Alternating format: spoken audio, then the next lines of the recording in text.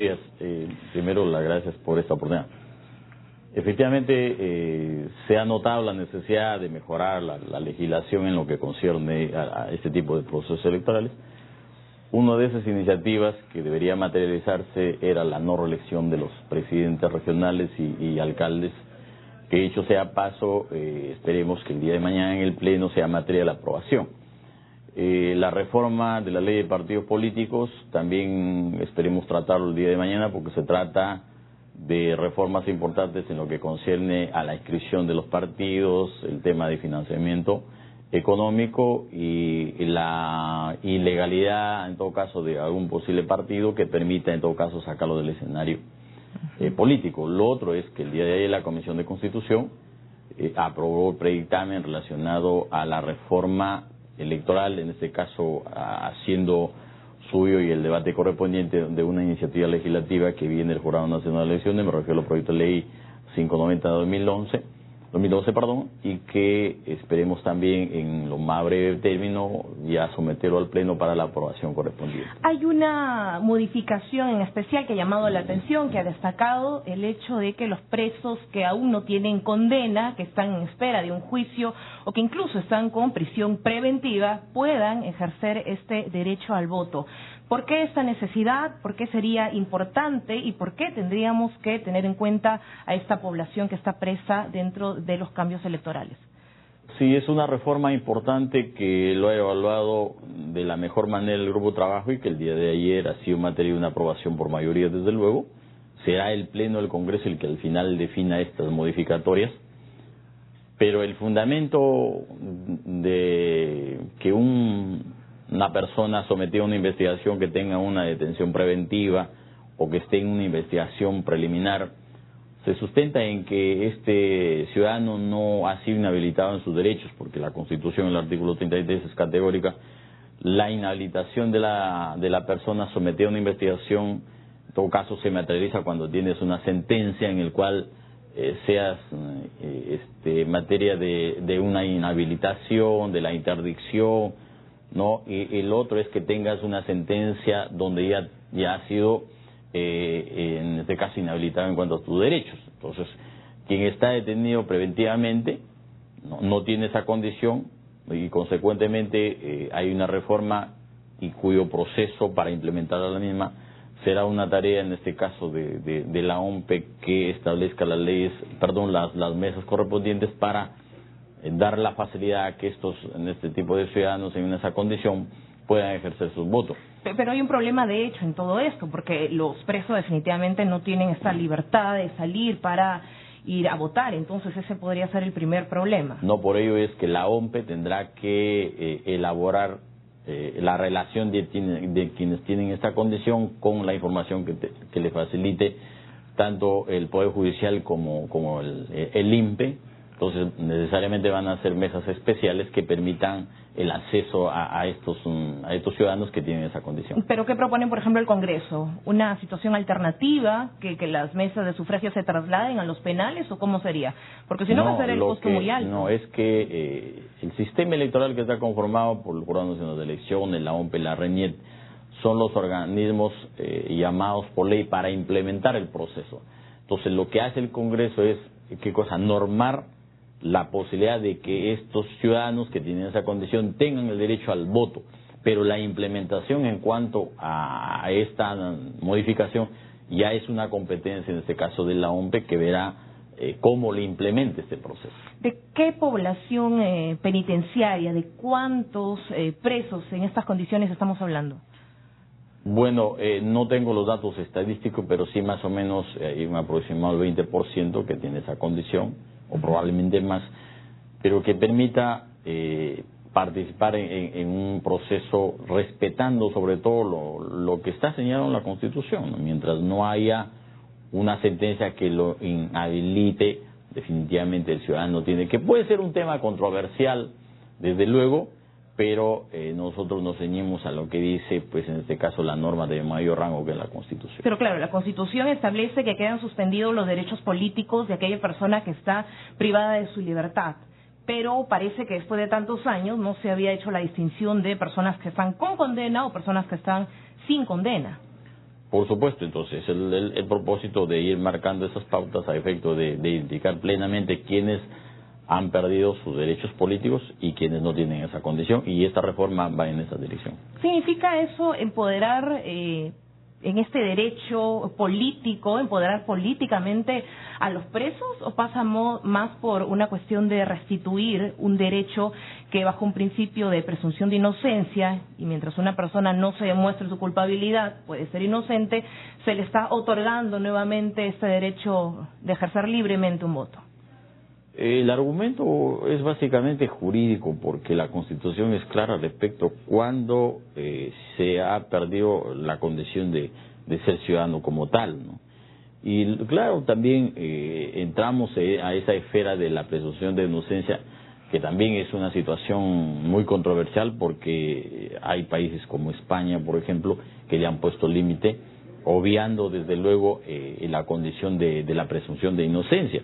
También tiene sus límites, porque también pues hemos visto en algunos casos que hay muchos personajes que están procesados por delitos de peculado, ¿no? Pero que no tienen una sentencia. Sin embargo, ellos tienen expedito el derecho para seguir, por ejemplo, participando en un proceso electoral. Entonces ese es un tema de mucho debate, y espero en todo caso que el Pleno pueda ir haciendo suyo estas inquietudes, y consecuentemente pues sea materia de una promoción al respecto. Ahora, usted sabe que siempre es bueno tener en cuenta y explorar la opinión pública. Ahora las redes sociales están muy activas. Lógicamente los ciudadanos se pronuncian. Ayer, cuando se conoció esta noticia, surgieron varias críticas y opiniones que se las resumen unas cuantas. Por ejemplo, el Congreso está legislando para delincuentes. ¿Por qué tenemos que velar por el derecho de unos cuantos que están presos y han cometido delitos? ¿Por qué se intenta favorecer aparentemente a algunos condenados por narcotráfico, terrorismo? Han surgido varias versiones. Hay incomodidad por parte de algún sector de la opinión pública al hablar de esta restitución del derecho para los presos. Bueno, es un tema controversial, pero en un Estado de Derecho las reglas son claras al respecto. Y yo sigo invocando lo que dice la propia Constitución: mientras no haya una inhabilitación en tus derechos políticos, por lo tanto hay que ser respetuosos en ese orden. Yo entiendo ese malestar, porque sí pues a veces se ve así a simple vista, pero sin tener en cuenta los argumentos de este tipo. Ahora, si es que una persona, sea cual fuere la investigación que se le implementa, mientras que no haya una sentencia con la condición de cosa juzgada, no se le puede imputar una responsabilidad como tal. Por eso, reitero, es un tema controversial, que es probable que a nivel del Pleno se aperture todo un debate que es importante, y como consecuencia de ello se pueda ya llegar a conclusiones que permitan plasmar una ley que satisfaga las expectativas, primero, de dar solidez a este sistema democrático, ¿no? En esa perspectiva de ir consolidando oportunidades de los ciudadanos y consecuentemente ordenando de la mejor manera esta situación que es importante para la democracia en el país. Bueno, vamos a esperar en todo caso qué es lo que diga el Pleno y también las versiones que surjan a partir de esto. Parece que a pesar de que intentamos ser una sociedad moderna, todavía el tema del sufragio no está resuelto al 100%. Pero ¿qué otras modificaciones incluye estos proyectos que se han aprobado en la Comisión de Constitución? Bueno, en lo que concierne a la reforma de los partidos políticos, por ejemplo, está en qué momento se puede declarar ilegal un partido político, ¿no? Porque, por ejemplo, cuando este pues es objeto de algún financiamiento que no es lícito, entonces, por ejemplo, establece que quienes inscriben un partido, en todo caso debe haber una declaración jurada en el cual precisa exactamente su respeto a la regla de democracia, al Estado de Derecho, ¿no? Una conducta política importante, y lo otro es que no haya sido materia de un proceso judicial, en el caso de terrorismo, narcotráfico, ya en el cual de oficio el Jurado Nacional de Elecciones, o en su defecto el Ministerio Público, la Defensoría del Pueblo, puede pedir la nulidad de la inscripción de ese partido político. De igual manera, en el caso de los movimientos regionales, ¿no? Porque ahora ya no hablamos de la ley de partidos políticos, sino de la ley de organizaciones políticas, que es un vasto más amplio, que permite indicar ese tema. Lo otro también importante es el tema del financiamiento de los partidos políticos. Ese es uno de los grandes problemas que actualmente se da en el país. No hay una responsabilidad en cuanto a sustentar de dónde fueron los recursos que permitió el financiamiento, en este caso un partido, una campaña. Que en muchos casos viene del narcotráfico. Por eso, entonces, esto va a ser un filtro que va a permitir hacer ese control. Esperemos que eso sea de la aprobación correspondiente. Se trata de un financiamiento en el cual la OMPE tendrá que destinar los montos a quienes tienen, dice la norma, una representación parlamentaria en el Congreso. ¿Qué modificaciones se han planteado respecto al reclamo que se hace unánime? El hecho de impedir que candidatos que tienen sentencias, que tienen procesos pendientes a nivel de la Fiscalía puedan postular y que se den casos como el de Cajamarca, como el de Pasco, con candidatos que están en prisión preventiva, que están en la cárcel, pero que finalmente salen electos. Primero es que hay que hacer una diferencia a aquellos que están sentenciados, o sea, que tienen una sentencia por delito doloso, definitivamente no pueden participar en un proceso. Eso está claro, sentencia firme y condena. Correcto, pero quienes están en un proceso de investigación preliminar, por ejemplo, hoy el Código Procesal Constitucional y el Código Procesal Penal, ¿no?, en este caso el nuevo código, habla de la investigación preliminar, ¿no? Consecuentemente, ahí no hay una responsabilidad determinada como tal.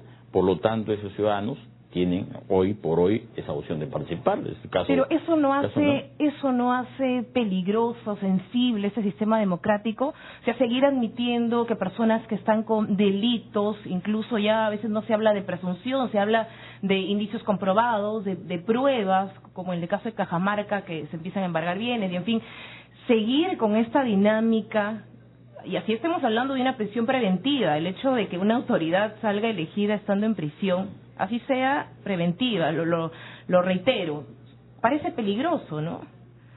Claro, desde el escenario real en el cual nosotros vivimos, realmente se ve peligroso, ¿no? Pero eso es el propósito de ir legislando en ese tema. Por eso le decía ¿qué que la cambios presunción, concretos? o sea, bueno, en lo que concierne a esta situación, aún en materia de debate, nosotros estamos pensando en ir trabajando el Código Electoral y el Código Procesal Electoral. Hoy estamos hablando de unas reformas sustanciales en esta materia. ¿No están en estas 50 modificaciones que se han aprobado? Aún no, pero podría ser materia de debate, porque, reitero, la presunción de inocencia es una garantía constitucional que mientras no se pruebe lo contrario, usted no le puede imputar a una persona.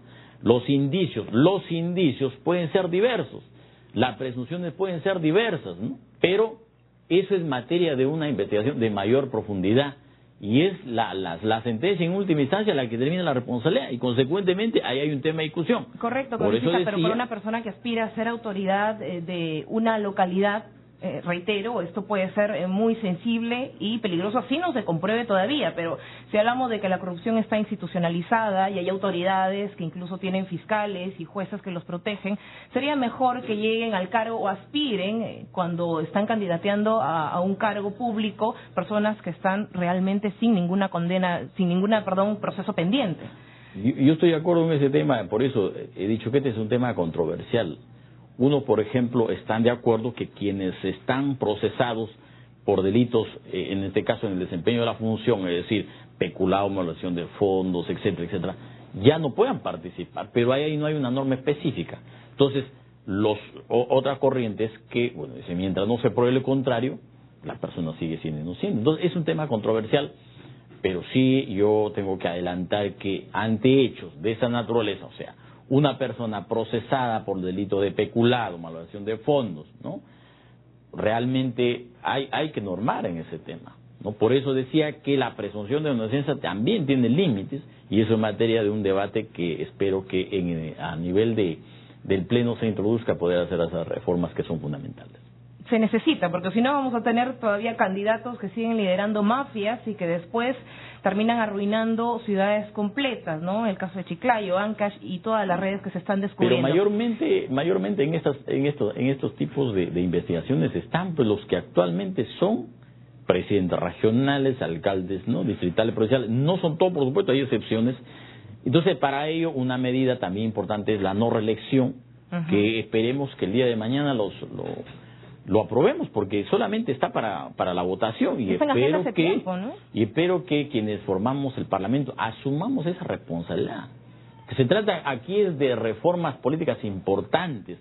Imagínate, si bien es cierto, esta aprobación no hubiese sido materia de aplicación en este periodo, pero el próximo proceso electoral tenemos que tenerlo claro al respecto. Y entonces esperemos que el día de mañana aprobemos lo que es la no reelección, el transfugismo y también la reforma de los partidos políticos, y posteriormente ya tratemos las reformas relacionadas al tema electoral, ¿no? Es decir, materializar esas iniciativas que el Jurado Nacional de Elecciones nos alcanzó y que el día de ayer ya se materializaron en un predictamen en la comisión. Vamos, antes de culminar, con otra de las modificaciones que también destacan. Por ejemplo, para el ciudadano, que son muchas veces miembros de mesa, los que son elegidos, personal de las Fuerzas Armadas y policiales, también se introducen algunas variantes. Por supuesto, en el caso de la votación de los miembros de la Fuerza Armada, también se les da las facilidades, pero sí ellos no pueden participar en un partido político, hacer propaganda política, etcétera, ¿no? Pero sí les dará las facilidades a efecto de ejercer el derecho al sufragio. Lo otro es... Donde se han destacado, ¿cierto? Desde luego. Lo otro es darle las facilidades no solamente en lo que concierne a tiempo, sino de tipo pecuniario a quienes forman y van a ser integrantes de las mesas de sufragio, ¿no es cierto? Entonces, un día remunerado, no tanto en el sector privado como en el sector público. De igual manera, a quienes por haber circunstancias no están los miembros de mesa, entonces va el suplente o su efecto alguien que está en la cola, porque es una responsabilidad ciudadana y que lo asumen con mucho aprecio. Entonces, eso también está disponiéndose un reconocimiento de tipo económico a quienes son miembros de mesa en este caso. Una especie de incentivo, porque luego se le dice no va a ir a trabajar al siguiente día, pero tiene que recuperar las horas, entonces hay que incentivar a los que asumen esta función, ¿no? Por supuesto, ese es el propósito. Bien, congresista, muchas gracias por compartir esta mañana estos cambios que se han realizado a nivel de la Comisión de Constitución del Congreso. Ingresan al debate al Pleno. Hay algunos puntos muy controversiales, como el restituir este derecho a los presos que están aún sin condena. Vamos a ver qué pasa en los siguientes días.